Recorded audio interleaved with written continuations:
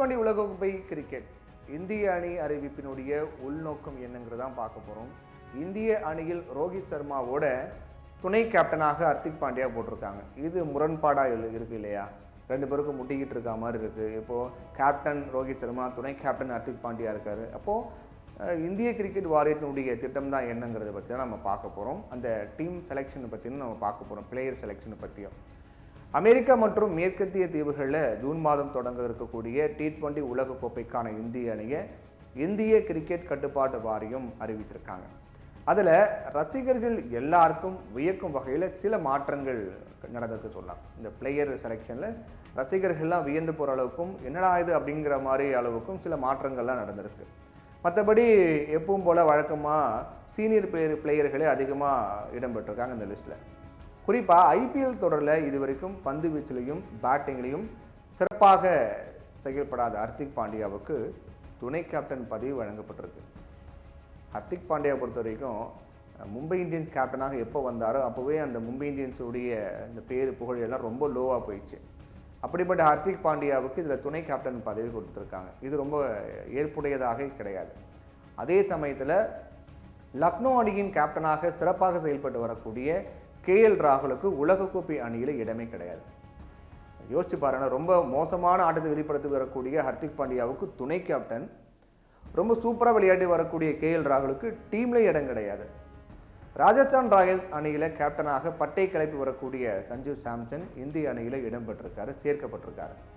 அவரோடு சேர்ந்து ரிஷப் பந்தும் இடம்பெற்றிருக்கிறதால சஞ்சு சாம்சனுக்கு பிளேயிங் 11 இடம் கிடைக்குமா அப்படிங்கிறதும் தெரியல. அது அப்போ அந்த ஆட்டத்தை பொறுத்து தான் சஞ்சு சாம்சனுக்கு இந்த 11 வீரர்கள் பட்டியலில் இடம் கிடைக்குமா அப்படின்னு தெரியல. அதே போல் இளம் வீரர்கள் ரிங்கு சிங், சுப்மன் கில், கலீல் அகமது, ஆவேஷ் கான் இவங்க எல்லாரும் மாற்று வீரர்களாக இடம் பிடிச்சிருக்காங்க, ஆப்ஷனில் இருக்காங்க. அமெரிக்கா மற்றும் கரிபியன் தீவுகளில் ஜூன் 1 முதல் 29 வரைக்கும் T20 உலகக்கோப்பை போட்டி தொடர் நடக்கிறது. 20 அணிகள் பங்கேற்கும் இந்த மெகா கிரிக்கெட் திருவிழாவில் மொத்தம் 55 போட்டிகள் நடக்குது. ரொம்ப லென்த்தாக போகும் போல். T20 உலகக்கோப்பை தொடங்க இன்னும் ஒரு மாதம் தான் இருக்கிறதால எல்லா அணிகளும் அந்த அணியுடைய வீரர்கள் யாருங்கிறத அறிவிச்சுட்டு வராங்க. அந்த வகையில் BCCI தேர்வு குழுவும் 15 வீரர்கள் கொண்ட இந்திய அணியை அறிவிச்சிருக்காங்க. அந்த லிஸ்ட்டு எல்லோரும் நீங்கள் பார்த்துருப்பீங்க, இருந்தாலும் நான் ஒரு முறை சொல்கிறேன். அந்த இந்திய அணிக்கு ரோஹித் சர்மா கேப்டனாகவும், IPL தொடரில் மும்பை இந்தியன்ஸ் கேப்டனாக இருக்கக்கூடிய ஹர்திக் பாண்டியா துணை கேப்டனாகவும் நியமிக்கப்பட்டிருக்கார். இது தவிர 3வது வீரராக களமிறங்க விராட் கோலி, ஜெய்ஸ்வால், 4வது வரிசைக்கு சூரியகுமார் யாதவ் தேர்ந்தெடுக்கப்பட்டிருக்காங்க. விக்கெட் கீப்பர்களாக ரிஷப் பந்த், சஞ்சு சாம்சனுக்கு வாய்ப்பு வழங்கப்பட்டிருக்கு. நடுவரிசைக்கு பலம் சேர்க்க ஆல்ரவுண்டர்களாக சிவம் துபே, ரவீந்திர ஜடேஜா, அக்ஷர் பட்டேல், ஹர்திக் பாண்டியா சேர்க்கப்பட்டிருக்காங்க. அதே போல் சுழற்பந்து வீச்சுக்கு குல்தீப் யாதவ், சாஹல் தேர்வு பண்ணப்பட்டிருக்காங்க. இது தவிர ஜடேஜா, அக்ஷர் இவங்கெல்லாம் ஸ்பின்னர் இவங்களாம் இருக்காங்க. வேகப்பந்து வீச்சுக்கு பும்ரா, முகமது சிராஜ், ஹர்தீப் சிங் தேர்ந்தெடுக்கப்பட்டிருக்காங்க. இப்படி ஒரு டீமை கட்டமைச்சு அந்த டீமோட பேர்லாம் அறிவிச்சிருக்காங்க. இந்த டீமில் இருக்கக்கூடிய பிளேயர் பேர்லாம் அறிவிச்சிட்டாங்க. சுப்மன் கில், ரிங்கு சிங், கலீல் அகமது, ஆவேஷ் கான் இவங்க எல்லாரும் ஆப்ஷனில் மாற்று வீரர்கள் பட்டியலில் வைக்கப்பட்டிருக்காங்க. T20 உலகக்கோப்பையில் இந்திய அணி குரூப் A பிரிவில் பாகிஸ்தான், அயர்லாந்து, குரூப் Aவில் பாகிஸ்தான் இருக்காங்க. இந்த மேட்ச் தான் பட்டை கலப்பும் அப்படின்னு எதிர்பார்க்கப்படுது. குரூப் A பிரிவில் பாகிஸ்தான், அயர்லாந்து, கனடா, அப்புறம் அமெரிக்கா ஆகிய அணிகளோடு சேர்க்கப்பட்டிருக்கு.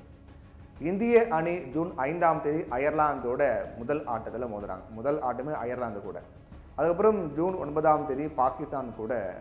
அதை தொடர்ந்து 12 அமெரிக்காவோடையும் 15 கனடா அணி கூடையும் இந்திய அணி மோதுறாங்க. உலகக்கோப்பைக்கான இந்திய அணியில் இஷான் கிஷன், KL ராகுல், சுப்மன் கில், ரிங்கு சிங், திலக் வர்மா இவங்க எல்லாரும் இல்லாதது ரசிகர்களுக்கு ஒரு பெரிய அதிர்ச்சியாக இருக்குது. எல்லாம் நல்ல ஃபார்மில் இருக்காங்க, ஆனால் அவங்க இல்லை அப்படின்னு சொல்லி. அதுலேயும் இந்திய அணிக்காக பலமுறை கேப்டன் பொறுப்பேற்று விளையாடியுள்ள, பலமுறை துணை கேப்டனாகவும் செயல்பட்டுள்ள KL ராகுல் உலகக்கோப்பைக்கான அணியில் இல்லாதது வியப்புக்குரிய விஷயமா இருக்குது. ஏற்கனவே டீமில் ரிஷப் பந்த், சஞ்சு சாம்சன் அப்படின்னு 2 விக்கெட் கீப்பர்கள் இருக்கும் நிலையில் ராகுல் KL ராகுல் சேர்க்கப்பட்டார்னா விக்கெட் கீப்பராக இல்லாமல் ஸ்பெஷலிஸ்ட் பேட்டராக தான் சேர்க்க முடியும். அதனால் KL ராகுல் பெயர் பரிசீலிக்கப்படாமல் இருக்கலாம் அப்படின்னு BCCI வட்டாரங்கள்லாம் தெரிவிக்கிறாங்க. இருந்தாலும் IPL T20 தொடரில் KL ராகுல் 10 போட்டிகளில் 378 ரன்கள் சேர்த்து 144 ஸ்ட்ரைக் ரேட்டோட விளையாடி வரக்கூடிய நிலையில் உலகக்கோப்பைக்கான அணியில் சேர்க்காதது ரசிகர்களுக்கு அதிர்ச்சிக்குரியதாக இருக்குது. அதே போல் மற்றொரு விக்கெட் கீப்பரும் மும்பை இந்தியன்ஸ் அணியினுடைய வீரருமான இஷான் கிஷன் உலகக்கோப்பைக்கான இந்திய அணியில் சேர்க்கப்படல் அப்படிங்கிறதும் ரசிகர்களில் ஒரு தரப்பில் எதிர்பார்க்கப்பட்ட ஒன்றாக தான் இருக்குது. ஏன்னா லீக் போட்டியிலையும் இந்திய அணியிலும் மட்டுமே விளையாடி வரக்கூடிய இஷான் கிஷன் உள்நாட்டு போட்டிகளில் விளையாடுறது கிடையாது அப்படிங்கிற குற்றச்சாட்டு இருந்துச்சு. அதுக்கப்புறம் BCCI செயலர் ஜெய்ஷா எச்சரிக்கை, BCCI தேர்வு குழுவினர் எச்சரிக்கைக்கு பிறகுதான் உள்நாட்டு கிரிக்கெட் போட்டிகளில் இஷான் கிஷன், சூரியகுமார் இவங்க எல்லாரும் விளையாட தொடங்கினாங்க. IPL T20 தொடரில் இஷான் கிஷன் ரொம்ப பெரிய லெவலில் இதுவரைக்கும் எந்த ஸ்கோரும் அடிக்கலை. அப்படிங்கிற காரணத்துக்காக தான் தேர்வுக்குழு அவர் மீது கவனத்தை செலுத்தலன்னு சொல்லப்படுது. அது மட்டும் இல்லாமல் ஏற்கனவே விக்கெட் கீப்பிங் பணிக்கு 3 பேர் போட்டியிடும் நிலையில் இஷான் கிஷன் பரிசீலிக்கப்பட்டிருக்க மாட்டார் அப்படிங்கிற தகவலும் தெரிவிக்கப்படுது. CSK அணியின் கேப்டனாக சிறப்பாக செயல்பட்டு வரும் ருத்ராஜ் கெய்க்வாட் இதுவரை 447 ரன்கள் சேர்த்து IPL தொடரில் கலக்கி வராரு, பட்டை கிளப்பிட்டு வராரு. இதில் 3 அரை சதங்கள், 1 சதம், 98 ரனில் அவுட் அப்படின்னு ருத்ராஜ் ரொம்ப சிறப்பாக ஆடி வரக்கூடிய நிலையில் அவருடைய பேரும் உலகக்கோப்பைக்கான T20 உலகக்கோப்பைக்கான அணியில் கிடையாது. அதே போல் திலக் வர்மா மும்பை இந்தியன்ஸ் அணியில் அதிகபட்சமாக இந்த சீசனில் 336 ரன்கள் குவிச்சிருக்காரு. 158 ஸ்ட்ரைக் ரேட்டில் விளையாடி வரக்கூடிய அவரை தேர்ந்தெடுக்கலை. 2019 வயதுக்குட்பட்டோருக்கான உலகக்கோப்பையில் கலக்கிய ரவி பிஷ்னோய் IPL தொடரிலையும் ஒரு சிறப்பாக செயல்பட்டு வராரு. அவருடைய பெயரும் உலகக்கோப்பைக்கான இந்திய அணியில் கிடையாது. ஆனால் ரொம்ப நாளாக இந்திய அணியில் இருந்து நீக்கப்பட்ட லெக் ஸ்பின்னர் சாஹல் மீண்டும் கம்பேக் கொடுத்து உலகக்கோப்பைக்கான அணியில் இடம்பெற்றிருக்கார். யுஸ்வேந்திர சாஹல் தனது பந்துவீச்சில் ரன்களை வாரி வழங்குகிறார் அப்படிங்கிற குற்றச்சாட்டு இருந்தாலும் விக்கெட் டேக்கிங் பவுலர் அப்படிங்கிறதுல துளியும் சந்தேகம் கிடையாது. இந்திய அணிக்கு பல நேரங்களில் சாஹல் எடுத்து கொடுத்த விக்கெட் திருப்பு முனையாக மாறி ஆட்டத்தினுடைய முடிவையே மாற்றி அமைச்சிருக்கு. அதுலேயும் IPL தொடரிலையும் சாஹல் ராஜஸ்தான் அணியில் சிறப்பாக பந்து வீச்சு வரார் அப்படிங்கிறதால திரும்பவும் இந்திய அணிக்கு அழைக்கப்பட்டிருக்காரு யுஸ்வேந்திர சாஹல். சஞ்சு சாம்சன் இதுக்கு முன்னாடி பல முறை இந்திய அணியில் பல்வேறு ஒரு நாள் T20 தொடர்களில் சேர்க்கப்பட்டிருந்தாலும் பிளேயிங் 11 வாய்ப்பு கொடுக்கப்பட்டது கம்மி தான். பிளேயிங் லெவலில் அதிகமாக அவருக்கு வாய்ப்பு கொடுக்கப்படலை. ஆனாலும் அதே சமயத்தில் ராஜஸ்தான் ராயல்ஸ் அணிக்கு கேப்டன் பொறுப்பேற்று கடந்த 3 சீசன்களாக ரொம்ப சிறப்பாக செயல்பட்டதை பார்த்ததுக்கப்புறம் தேர்வு குழுவினரால் சஞ்சு சாம்சனை அவாய்ட் பண்ண முடியல அப்படிங்கிறது தான் நிதர்சனமான உண்மையாக இருக்குது. சஞ்சு சாம்சனுடைய பேட்டிங் செய்யக்கூடிய விதத்தில் மாற்றம் ஏற்பட்டு தேவைக்கேற்ற மாதிரி பேட்டிங்கை மாற்றி அமைக்கிறார் சஞ்சு சாம்சன். அதாவது தேவைப்படக்கூடிய நேரத்தில் ஆங்கர் ரோல்லையும் ரன் ரேட்டு தேவைப்படும் போது அதிரடியான ஆட்டத்தையும் கையாளும் பக்குவத்தை சஞ்சு சாம்சன் பெற்றிருக்காரு. அதிரடியான ஆட்டத்தை கையாளக்கூடிய பக்குவம் பெற்றிருக்காரு.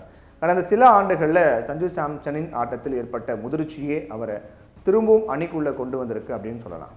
ஆனால் ரிஷப் பந்தை விட அருமையாக கீப்பிங் செய்யக்கூடிய சஞ்சு சாம்சனுக்கு இந்த முறையும் பெஞ்சில் அமர வைக்கப்படுவாரா அல்லது பிளேயிங் 11 இடம் பெறுவாரா அப்படிங்கிறது ரசிகர்களுக்கிடையே விவாதிக்கப்பட்டு வரக்கூடிய ஒரு விஷயமா இருக்குது.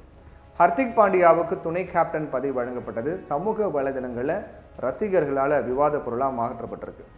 ரோஹித் சர்மா கிட்ட இருந்து கேப்டன் பதவியை பறித்து மும்பை இந்தியன்ஸ் அணியின் கேப்டனாக ஹர்திக் பாண்டியா நியமிக்கப்பட்டதிலிருந்தே 2 பேருக்கும் இடையே மறைமுகமாக உரசல் நிலவி வருவதாக செய்திகள்லாம் வந்துகிட்டு இருக்கு. மும்பை அணி ஒரு குழுவாக செயல்படலை, ஒரு அணியாக ஒருங்கிணைந்து விளையாடல. மும்பை அணியை பொறுத்த வரைக்கும் பிளவுபட்டிருக்கு. மும்பை அணிக்கு நிறைய குழுக்கள் உருவாகி இருக்கலாம் மும்பை அணிக்குள்ளேயே அப்படின்னு ஆஸ்திரேலியாவின் முன்னாள் கேப்டன் மைக்கேல் கிளார்க் சொல்லியிருந்தார். அப்படி இருக்கும்போது ரோஹித் சர்மா கேப்டனாக இருக்கும் இந்திய அணியில் ஹர்திக் பாண்டியா துணை கேப்டனாக நியமிக்கப்பட்டிருப்பதை இணையதளங்களில் ரசிகர்கள் கடுமையாக கிண்டல் பண்ணிட்டு விமர்சித்து வராங்க. IPL தொடரில் 9 போட்டிகளில் ஆடியுள்ள ஹர்திக் 197 ரன்கள் மட்டுமே எடுத்திருக்காரு. 4 விக்கெட்டுகள் மட்டும்தான் வீழ்த்திருக்காரு. T20 போட்டிக்கான ஃபார்மிலேயே இல்லாத ஒரு வீரரை எப்படி அணியில் சேர்த்தீங்க, துணை கேப்டன் பதவியும் தூக்கி கொடுத்தீங்க அப்படின்னு இந்திய அணி தேர்வுக்குழுவை ரசிகர்கள் கேள்வியால் துளைக்கிறாங்க.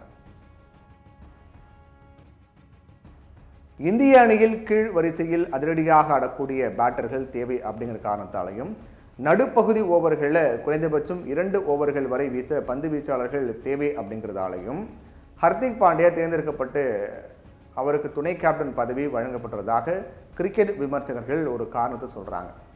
அது மட்டும் இல்லாமல் இன்னொரு முக்கியமான விஷயம் என்னென்னு பார்த்தீங்கன்னா, இந்திய கிரிக்கெட் அணியில் தமிழகத்தை சேர்ந்த ஒரு வீரருக்கு கூட வாய்ப்பு கிடையாது. அமித்ஷாவின் மகன் ஜெய்ஷா தலைமையில் இயங்கக்கூடிய BCCI தமிழகத்தை திட்டமிட்டு ஓரம் கட்டுவதாக சொல்லப்படுது. இந்த குற்றச்சாட்டுக்கு வலு சேர்க்கக்கூடிய வகையில் முன்னாள் கிரிக்கெட் வீரர் பத்ரிநாத் வீரர்கள் தேர்வில் தமிழகம் புறக்கணிக்கப்பட்டதாக தெரிவிச்சிருக்காரு. அரசியலும் விளையாட்டும் ஒன்றாக கலந்தால் இப்படி தான் இருக்கும் அப்படிங்கிறதையே இந்த செயல் காட்டுது.